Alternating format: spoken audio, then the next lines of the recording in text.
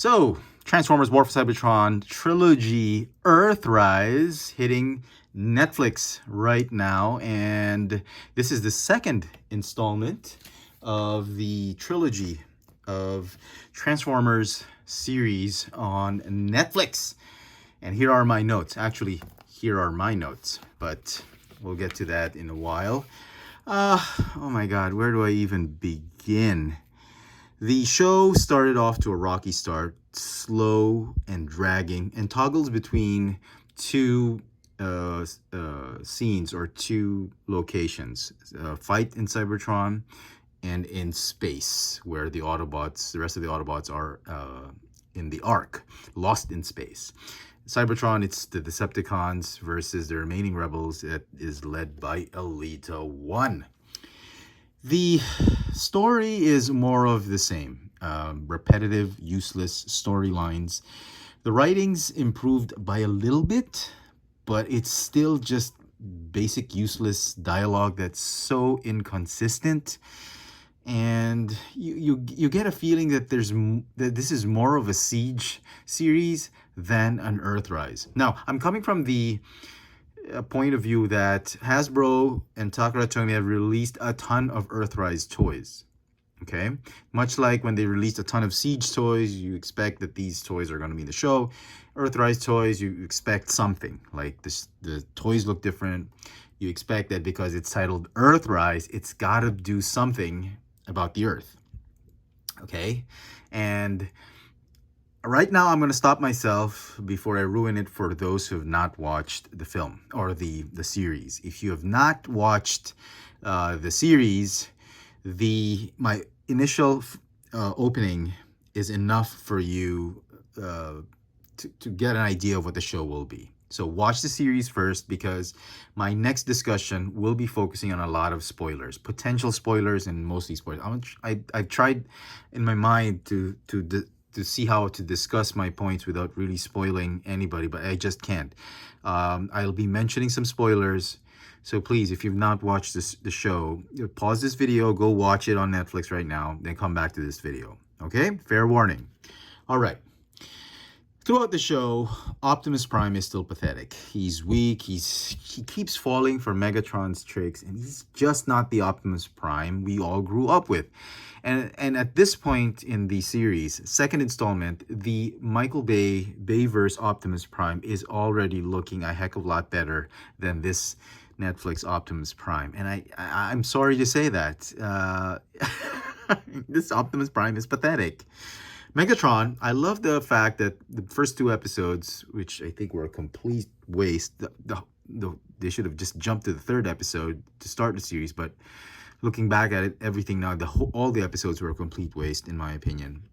Because Megatron, they tried to explore him having a heart, some form of humanity, coupled with his insanity. I love that. I love there's a struggle, the conflict within him, but nothing comes out of it. He just is a viper, a scorpion. You try to help him, he hits you back. He just is obsessed about killing Optimus Prime, but he never pulls the trigger. What a lame character. So, I don't know. One of the things I noticed about the series is they tried to make it bigger than Siege, because Siege was just focused on the battle on Cybertron. I get it. It had more cohesion, more unity in the plot lines. It's a battle on Cybertron, Autobots versus Decepticons. I get it. Weak characters, crappy dialogue, fine. But the story was consistent, and you get some sort of focus. For Earthrise, you get a premise. Hasbro comes up with all this hype about a premise about Earthrise.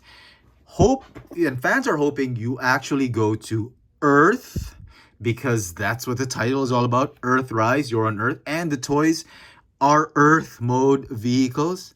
And yet they don't. There's just too many storylines, too many subplots in these 6 episodes. They try to inject as much as they can to make it bigger, and it's just too crowded. And the sad fact is, there's nothing about Earth. Well, sure, they get to Earth in the last bit. The very last bit, the last episode, that are above Earth. They're not actually on Earth yet. And I'll talk more about the ending later on, but it's just when you talk about a series called Earthrise and there's no Earth in it, you get really disappointed from the get-go. You keep thinking that after each episode, okay, we're going to see Earth, they're going to get the Earth modes. We're going to see Earth, we're going to get to the Earth modes. That's what my mindset was. I tried not to think that, but it's just so difficult to not to do so because of the toys that we have, the hype that we have, the promotion, marketing that Hasbro did, and it's just false advertising, in my opinion. Okay, some more details. You get an introduction of the mercenary faction, which I think was, again, useless. They could have saved that for another season. They could have saved it for another series, but they tried to inject it as sort of the pseudo bad guys. The main bad guy, again, other than Megatron, is the Quintesson. And the Quintesson, I think, was an absolute waste. I mean, they forced it. They really just forced the story on the Quintessons. I mean, it wasn't necessary. They could have unraveled that Quintesson in another series, maybe season 4 or something. I don't know, maybe another series like Transformers War for Cybertron Quintessons or something like that. But I think it was rushed, that whole idea of Quintesson, and it just evaporated in an instant. I mean, it was so useless, that whole Quintesson story. Also, I noticed the whole time, it's just a bunch of robots fighting. Drama and fighting. There's very little transformation. There's some transformation, but you see a lot of the robots running. I mean, there was one time that he was trying to run, trying to escape, and get to the hatch. Transform! I was literally yelling, transform, you idiot. I mean, the transformation was sort of, in the movie, was sort in the whole series, was sort of like it was just like an add-on. It wasn't part of the characters. The characters are Transformers, and it's like they have this limit on how many times they can transform. That just really ticked me off. I was expecting a lot of transformations, but given the fact that they don't have their Earth modes, it just felt like Siege Part 2, Siege version 2.0, and it became very, very dragging because of that. Okay, what else? There's this thing about Scorponok. Oh my god, the introduction of Scorponok as like a Grendel, like he's like this big boogeyman or the monster that they're all trying to fight. They united in some way to fight against a bigger threat. And that seems to be the recurring theme for this film. They hate each other. They keep fighting. They're very inconsistent. They try to kiss and make up, but then they end up hating each other. Not just Megatron. Megatron, you try to help him, he fights you. And it's the same with Prime. They're out of nowhere, he's okay. He's all throughout the series, he's been a good guy. He does not kill. He's like Batman. We cannot kill. We have to help them because that's the right thing to do. And at the last minute, he changes and he's thinking about killing Megatron so that he can prevent a billion horrible acts with one horrible act of killing Megatron. And then he flip-flops about it. It's so inconsistent. And now you have Scorponok trying to put them together, to fight a bigger threat. That's the same with the mercenary faction. Mercenary faction was a bigger threat. They combine forces, they fight them. It's always like that. They hate each other, they fight, yet they become friends to fight a bigger threat. And once the bigger threat is done, they fight again. It's annoyingly repetitive, and actually, it's a good storyline. It's a good plot. It's a good device to further the plot in this series, but nothing comes out of it. It just keeps going over and over and over. Him being a pathetic loser, and him being just a guy who doesn't know what he wants. He just so focused on his hatred for Optimus Prime. That's it. That's what defines him. Everybody else is just seasoning on an already ruined bowl of soup. Throughout the movie, Elita 1 actually was much better. I actually was rooting for her more than Optimus Prime. They were in different worlds in this second installment. I thought she was better. I thought she was a better leader.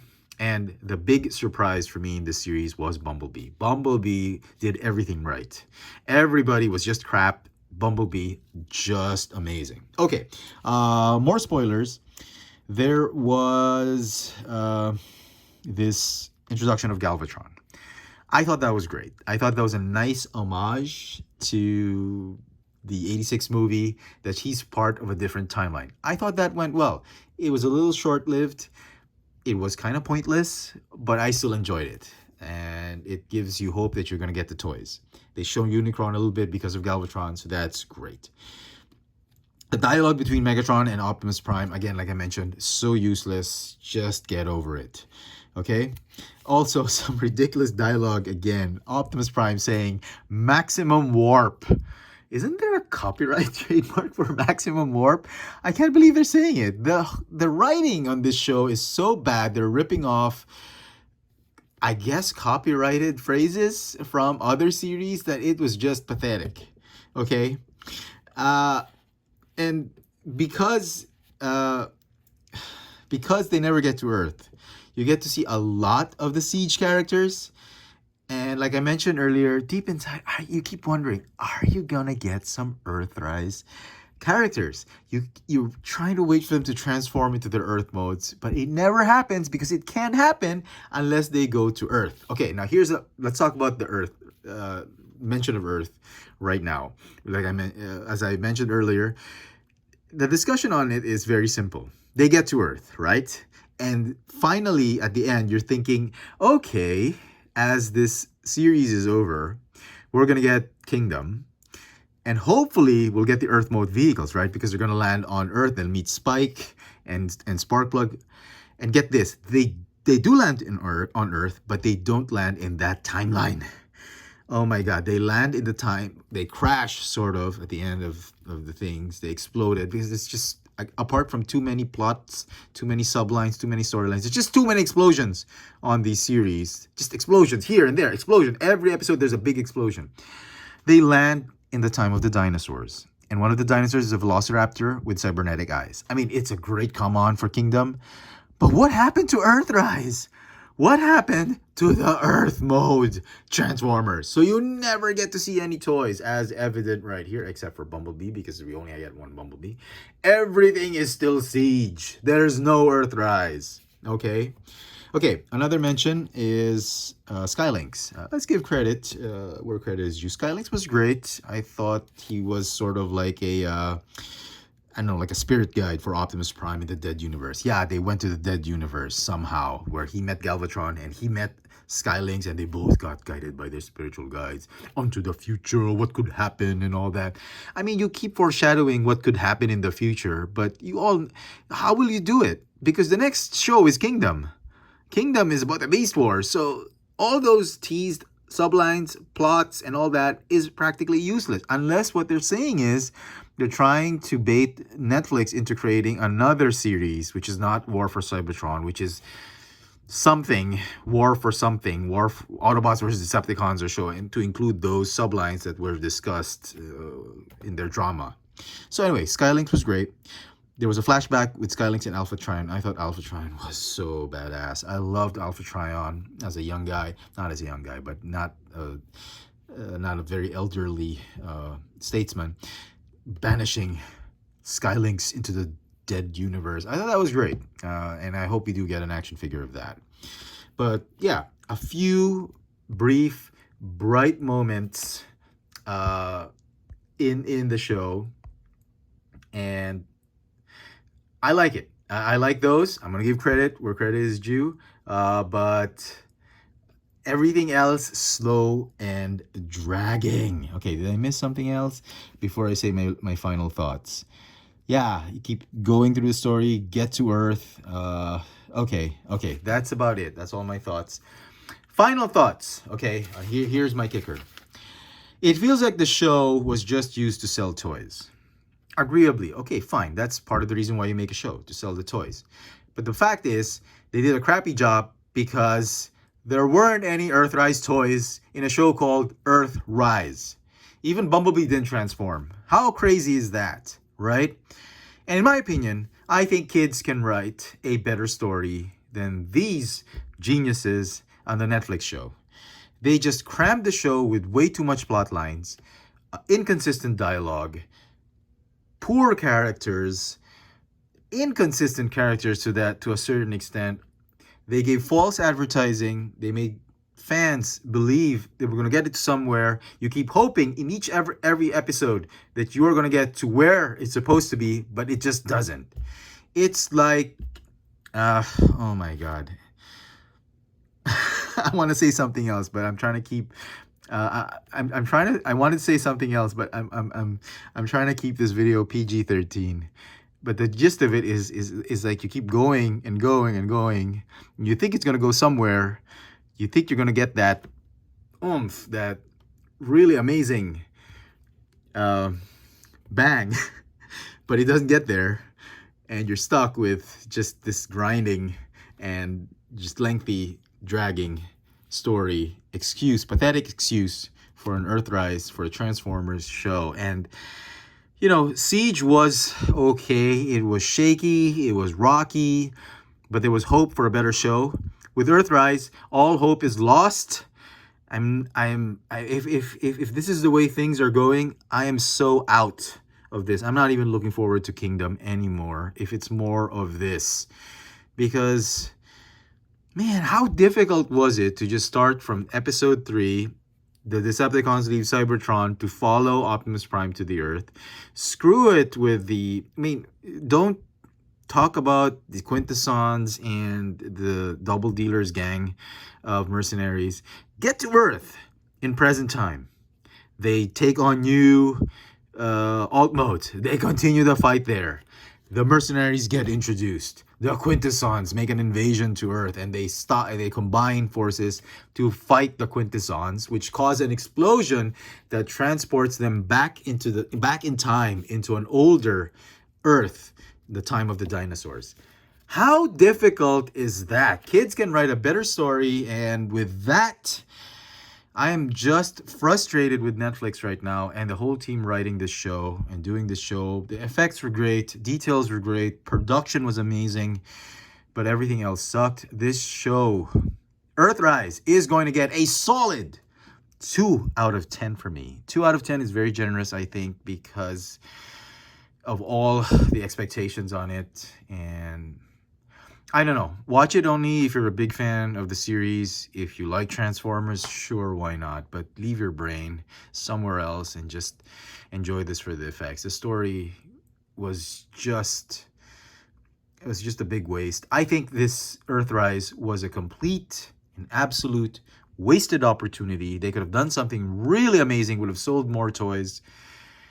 Am I the only one thinking about marketing here? Are the marketing guys? How did this even get approved down at marketing at Hasbro? Oh my goodness.